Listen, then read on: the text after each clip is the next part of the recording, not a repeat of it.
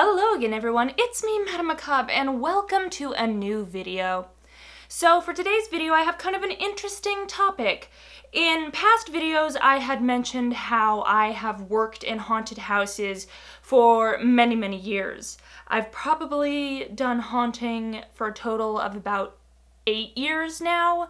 I did it a lot when I started at 13, I did it all the way through school, and basically I only stopped haunting for a brief period of time when the haunt I worked at all the way through school up till college retired and closed down permanently. Then there was a few years where I took a break from it because I was a little sad that my home haunt was gone and I wasn't really aware of what else was around, but I got back into it. I found a new haunt last year, and I'm finally happy to say I am back in the haunting business. And in these past videos where I told stories about my experience working as a haunter, lots of people in the comments had mentioned that they were really interested in wanting to haunt themselves, but they had no idea how to go about starting it all. And I answered a few comments here and there, but I know that, one comment response in a sea of comments in a bunch of old videos, not really the best way to get word out to a lot of people all at once.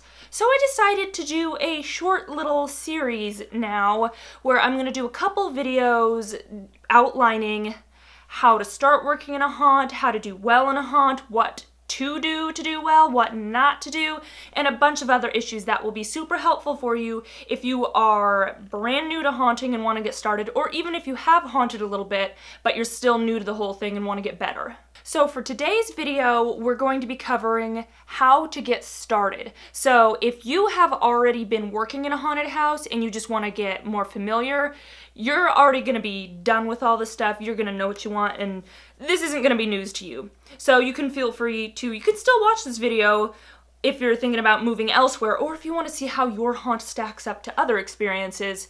But otherwise, I think you'll find the other videos more helpful. But for those of you who are brand new to the haunting industry, this is the video that I hope will help you get a happy, successful start in your haunting journey. So obviously, if you are brand new to haunting, you're not going to know many haunts, how they are, and all that in your area. So the very first thing you're going to want to do is consider finding all the haunts that are within your general radius. And along with this, you're going to have to think about several factors. For one, are you old enough to drive? Do you have your own transportation? Or are you having to rely on somebody else to get you there? Because if you have your own vehicle and you're old enough to drive and you have a means to get yourself to a haunt, that means you can expand your radius out farther. If there's a haunt that is farther away from where you live, that has just a much better haunt and you would rather work there, that's an option for you. However, if you don't have your own transportation and you have to rely on others, you might be more limited in having to search in your much closer proximity. So that's something you're going to have to consider. Along with how far away you are willing to go to work at a haunt, you also need to decide whether or not you are willing to volunteer versus you only want to work somewhere where you get paid. Because there are haunts that definitely do pay actors, pay makeup artists, pay costumers. You can get paying jobs at these places. However, once again, that will also greatly restrict your options for haunts to work at, because there are probably 5-10 times more haunted houses that only accept volunteers, because generally they're charity haunted houses where they raise money for the community, than haunts that pay employees, because those ones tend to be for profit, so they can afford to pay their employees. But those ones I personally find in my area, they're much harder to find unless you're willing to go up out into the big city where they've got lots of the really crazy big ones. But I'm not willing to drive, an hour commute just to work at a haunted house, which probably pays minimum wage or slightly above. I would rather just volunteer because it's something I get joy out of. So that's for me. But if you strictly want to work to get paid, you're going to have to find the haunts nearby you, or however far you are willing to drive, that do offer pay. And on top of the distance, how far you might have to drive, You also have to keep in account that some of these places, in order for you to work there, they might require you to already have experience having at least volunteered at a haunt or a similar environment. They'll want to see portfolios. If you're, wanting to act, you're going to have to do auditions. So if you're brand new to this, it might be even harder getting a paid position because they will expect you to have some sort of experience. Okay, so moving on. So let's say you have found all the local haunts nearby you that you could realistically make it to, and you've decided whether or not you're okay with being paid or just volunteering. The next thing to consider once you've got your list of haunts is reputation. This will make or break your haunted house experience. Believe me, I know this from experience, having worked at 2 incredible haunts and one that I worked for not even a full season and I bailed out because it was so bad. It's going to be very important to know who owns and runs the haunt. And along with who owns it, their senior staff who also help run it. Because if you have a good group of people running a production, it is going to be amazing.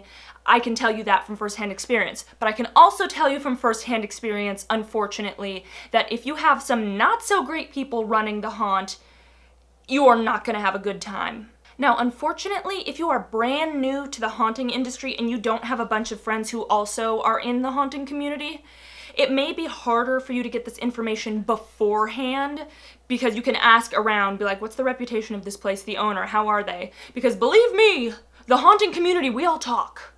And if someone's a sleazeball and they run their operation like a sleazeball, all the other haunts and haunters know about it. But let's say you're brand new to it all and you don't have these contacts. Unfortunately, the only way you're going to be able to figure that out is going and checking on a couple exploratory nights, usually when they have auditions and certain times. You can go in and sort of get a taste for how these people are, because it can become apparent early on. And let me also say that if you start working for a place and it seems okay at first, but as time passes, you realize the staff and the people who run the place are not good people, you can leave. You can ditch out. Like, I don't care what kind of pity party guilt trip they put. Oh, we don't have enough actors. Just leave. You, especially if you're if you're under contract and you're working, you might be a little SOL. But I'm assuming most of you are going to be volunteering because you're starting out brand new and you don't have that experience. If you are volunteering your time, you are not obligated to stay in a place where you are unhappy and feel undervalued. So you can leave if you are unhappy. There are more than enough haunts all around who are pleased beyond belief to take more volunteers, and they will treat them much better. You can also get a lot of information about what kind of people are there by other people who have worked in the haunt for a while and talk around. There will be obviously some of like the teacher's pet people who, even if they're not the greatest, people who run the haunt will just have, oh, it's so wonderful, because they're getting preferential treatment and everything. But if you talk to some other people who are there because, like, say they need community service for like graduating high school, they got no choice, they'll give you a little more honest opinion. So ask around, see how said owners and runners of the haunts, see, the important things to see is how they treat their actors and how they respond to cases where security needs to get involved, because that can tell you a whole lot. My personal experience at the haunt, I up and left because they were so poorly run. They treated their actors terribly. They were so unappreciative. It was just awful. And they treated security concerns like it wasn't important. We had girls in sets being harassed by customers coming through drunk and trying to touch them and creep on them, and the owner didn't do anything about it, and that is never okay. So if you have somebody who's willing to just let stuff slide because they're getting money from these people, run, get out of there. They're not a good place where you want to work. To better help you understand the difference between knowing you're at a good place and a really bad place, let me share some stories about my personal experiences from last year from 2 very different haunts I tested out. One, I was there for about a week and a half and I bailed, and the other, I am making my new home haunt and I'm going to be returning again this year because I had such a blast. So the first haunt, I'm not going to drop their name. I don't want to get into that. So for the sake of anonymity, we'll call it Grumpy's Haunt House. Now at Grumpy's Haunt House, Grumpy, he didn't treat his actors very well. And this is a big issue because he had a lot of young people working there, and he was working the system. See, I'm not sure how it is in every state, but in Washington state, in order to graduate high school, you need a certain amount of hours of community service. So you need to be able to volunteer and have, the person you're volunteering, the organization, have it sign off on your papers. Well, a huge chunk of the volunteers who were working and donating their time and efforts, they were high schoolers who were there so they could graduate. And Grumpy knew this, so he abused that knowledge in order to get as much out of these volunteers as possible, give them as little back as possible, and just treat them generally badly because he knew he could get away with it. What were they going to do? Leave and then have to go find another place to volunteer? I mean, honestly, that's what you should do if you find yourself in that situation, because again, just look at other haunts in the area. I promise you there's others around. So he knew these kids needed these volunteer hours, and a lot of them were younger and they were kind of shyer with the looking around and calling places, and probably their parents helped them set up getting involved doing the community service here. And, they weren't confident enough to just call somewhere else and go there. So he knew he had a lot of them trapped, because what were they going to do? Not graduate? So he expected insane stuff from them. So during my short time there, he expected, a lot of these are kids, like, I want to say 16 to 19 is the heaviest age group that is at a lot of these volunteer houses. And he had shifts that would last 5 to 7 hours, and sometimes there would be no opportunity for a snack or a bathroom break. There were supposed to be, legally there was supposed to be, especially because these are kids. But in practice, it never happened. Oh, yeah, no, just go in your spot. And then when one of the owners or the senior staff comes through, they'll ask you if you need a snack or bathroom break. They didn't go through, especially on busy nights. There was times where I would look at my phone. Technically, we weren't supposed to have our phones with us, but I was volunteering. I'm a grown adult. You're not going to take my phone away from me. I'm just going to keep it on silent and have restraint and not pull it out all the time. But when I'm starving, I have to use the bathroom. It's been an absurdly long amount of time and nobody's coming through. I checked, and it had been 3 hours since the last person had come through to check. So I got up and I just left and I went and used the bathroom, and then I came back to my spot. And this poor high school girl in the room next to mine, I got back and she's like, oh, did somebody go through and I missed him? I've got to go to the bathroom so bad. I was like, hun, just go. Go ahead. I'll mess with the people that go through, follow them into your room, just go, because, you don't have to sit here and hold it in all night because they are being irresponsible and not coming through and checking on the welfare of their actors. So she ran and she went, and I guess enough people were letting themselves go to the bathroom because the owners were just not coming through, that later that night at a meeting, they all circled up and they're just like, if we catch you outside of your room when we haven't personally let you go, you're going to be fired and you're not going to be welcome on the premises. These kids that needed these volunteer hours to graduate, being kept in horrible working conditions and then being threatened like this because they had to use the bathroom. And on top of this, we were expected to come in around 5 p.m., even though the haunt didn't open till 8. They wanted us to come in at 5 p.m. They didn't offer any sort of dinner. They didn't offer any sort of drinks, any medication for people with hurting throats from screaming and different things. Nothing. The most they'd offer every now and then is they'd bring in a Costco box of donut holes or something, a single one for a room full of 30 or 40 actors. It wasn't enough. They didn't have drinks. You had to even bring your own toilet paper because the bathroom area was under construction and they didn't provide it. It was bad. Basically, what I got out of this was that they don't care about their actors. They know that they have to be there for that volunteer experience. So they provide the bare minimum. They don't provide anything, no incentive for doing better. It just was not a good place. I got the vibe that they just really did not care about these kids. And on for a more personal story for myself, just myself.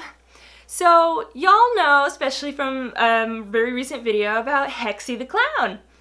Well, I had asked before I started volunteering there if Hexie the Clown could come and be utilized in some way. And at first, to get me in to volunteer, it's like, oh yeah, that'd be awesome. That, that character looks great. Go ahead and bring her on in. Well, as it turned out, Hexie began to make the owner feel some kind of way because she outperformed many of his own characters, and he didn't like that too much. See, many of the nights, Hexie didn't even go in the haunt. She would stand out front and mess with the crowd.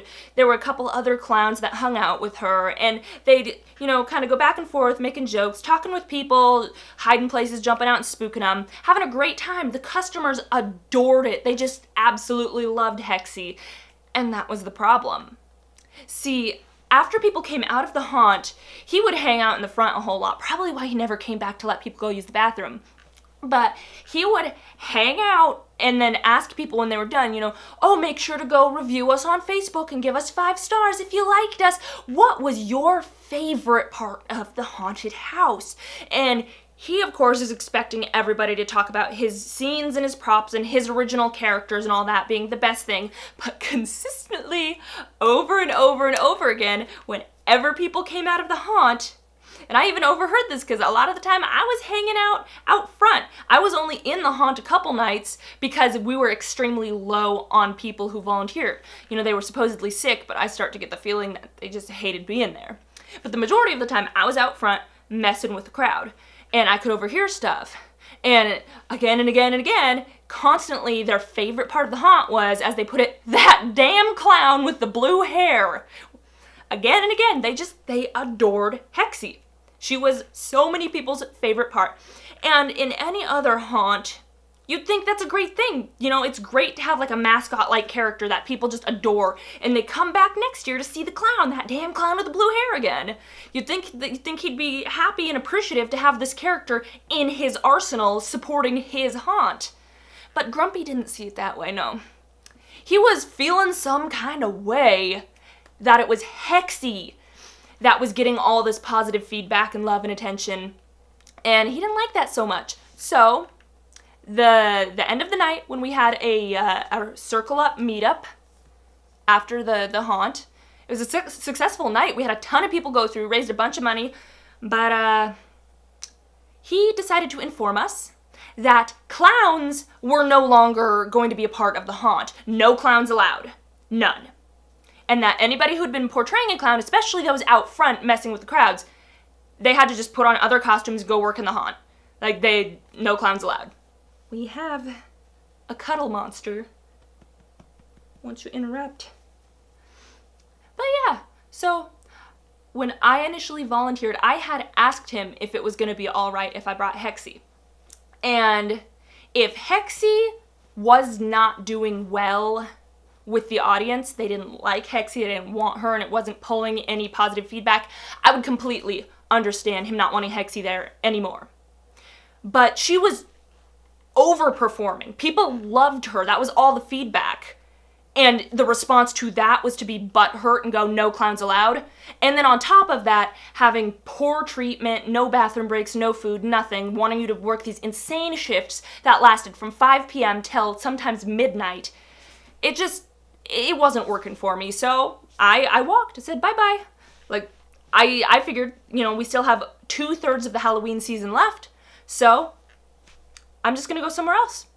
And that's when I found my new home haunt, which I will name drop this one because it is worth seeing, because it is actually a good haunt. And that is none other than Fright Factory in Buckley, Washington. I would highly recommend going. They have been #1 haunt in Washington State for years. So they are the #1 haunt. Even though being in little old Buckley, no, it's not a big monster in Seattle that's #1. It's Fright Factory in Buckley. And they're #1 for a reason. Little plug in there. And you can see Hexie if that's something you want. See Hexie in person. She's always there. Now, first thing I did when I was looking into this new haunt, because there's a couple other ones I was looking into, I shot an email to the owner of Fright Factory. And I sent him pictures of Hexie. and I said, you know, could you use another clown in your haunt? I noticed you have a clown area. Could you use another clown? Because I'm offering my services as Hexie the Clown. Now, mind you, most of you, when you go, like, you're not going to have a pre-made character that you were specifically offering, but I'm an adult, and since I don't need the hours or whatever, and I can be a little pickier with haunts, and if I want to just be this character, I can be like, this is what I'm offering, do you need it? And if they don't want it, I can go somewhere else. But if you're fine with, you know, doing any character and you just want to do whatever in the haunt, it'll be a little different for you. But I knew exactly what I was wanting to do and how I was wanting to volunteer my time and services, so that's how I went about it. So I offered it, and his response was, that is amazing makeup, and we would love to have some older volunteers here, you know, absolutely bring Hexie in. So right off the bat, everybody was way nicer there. The senior staff was all excited and kind. The whole vibe of that place was way better. They got this huge old, like, industrial farm building, because it's on an actual farm, but all the old buildings have been turned into a permanent standing haunt. And one of these buildings is the whole thing is the green room, rather than some tiny little shack-like room at the back of an overheated, nasty building like the other one. The difference here was just incredible. They had a team of makeup artists and costume artists for the people who didn't come, you know, obviously as their own character.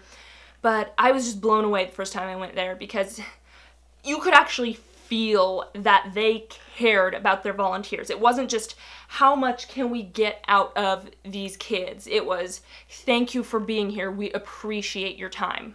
You gotta make sure that tail is clean.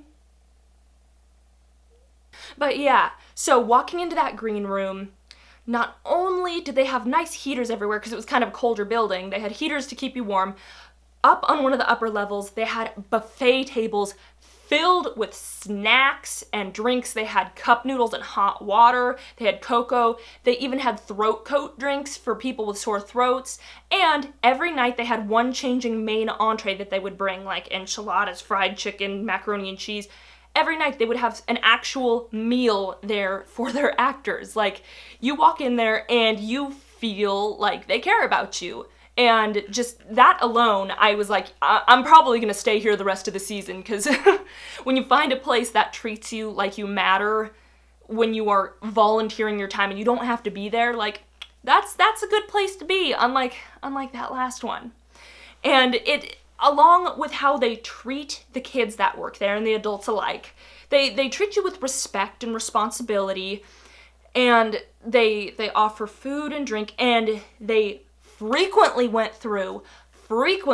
through the haunt. They'd have people walking through in cloaks, and in the cloaks they'd be like, hey kids, you want some water? They had like water bottles and like granola bars and snacks and stuff, like, you need anything? And then the actors would get it and then hide it in the set, and then every time those people went through with snacks, do you need to use the bathroom? Like, constantly, like, they came more than I even needed stuff, and that was just way better experience.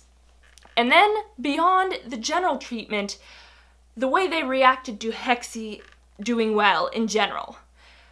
Oh my god, it was like night and day for how they appreciated this character. So Hexie goes in, and the carnival is full when Hexie first started going in there. Because in the carnival outdoor, it's really cool. Like, they have an actual carnival with booths and rides and stuff. They can only fit so many clowns in there, and it had already been full because, of course, you know, I started mid-season. I didn't start from the beginning, and most of these places work on a seniority, you know, thing. So there wasn't room in there, and they're like, but we can put her all sorts of different places. And the first couple times I was there, I worked in this crazy disorienting hallway. There was like doors all over the place, some open, some don't, some open to dead ends and stuff. And it's just blood splatter on the otherwise white walls and doors everywhere. And just Hexie just went nuts in there, bouncing around, confusing people, talking to them and scaring them, and it was a blast. But what really, really ended up sticking and becoming Hexie's little signature role there was working the chainsaw. See, the guy who usually works the chainsaw had to stop doing it because he was leaving it running the whole time, and it just kept pumping out diesel fumes, and it was making him sick. And for his own health, he decided he was going to sit out on the chainsaw the rest of the season because it just wasn't good for him. Well, Hexie goes in there, and rather than leaving it, idling the whole time, got a quick start saw. That way it could just and get it started right on the spot. And she went nuts with the saw, chasing people. It was kind of the big ending scare of the haunt. And let me say, it might have been a little out of place, because it kind of, just imagine, like Jason Voorhees' shack in the woods. Generally, it used to be a dude dressed like a crazy hillbilly coming out of the shack with a chainsaw, chasing you out of the haunt. So, Hexie, cute little psycho clown, doesn't really fit the Jason vibe, but we found that, people don't really question the presence of a clown in an old shack when it's chasing you with a chainsaw. Just those thoughts don't really resonate in your mind. You're too busy screaming and running for your life. And believe me, Hexie did not do it half-heartedly. She booked, ran, swung the thing around, made an absolute scene.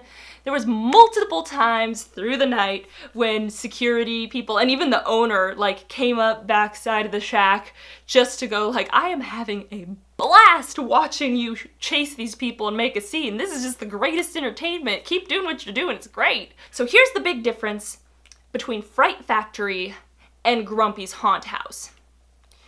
When the character performed well and got positive reception and positive feedback, rather than feeling salty and insecure about somebody else coming in with their own character doing well, they were proud. They were happy to have this character in their arsenal, rather than it being an us and the outsider. It's no, working with us, now you're part of the Fright Factory family. This is one of ours now. Taking pride in the character, being happy that the character is doing well, and just the positive feedback. I know it may not mean a lot to everybody, but for a lot of people, getting verbal affirmation does a whole lot for your motivation, especially when you're volunteering to be there. And the owners and the senior staff, I have Facebook friended a lot of them, and I see them every now and then outside of the haunted house context, and just about every time I see them somewhere outside of the haunt environment, they always tell me, oh my god, we just gotta let you know, everybody at the haunt just loves Hexie. We just adore her and can't get enough of her. Thank you so much for bringing her to the haunt. We just love her. And the difference of getting that kind of feedback, we love this character, we're so happy to have her here, we all just adore her, she's great, thank you, versus, yeah, no, we're not gonna have clowns anymore. No more clowns. But why? Clowns are popular right now with the whole... Have you been cleaning your butt the whole time?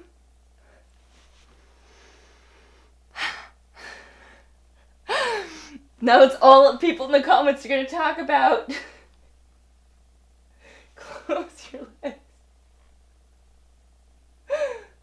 What?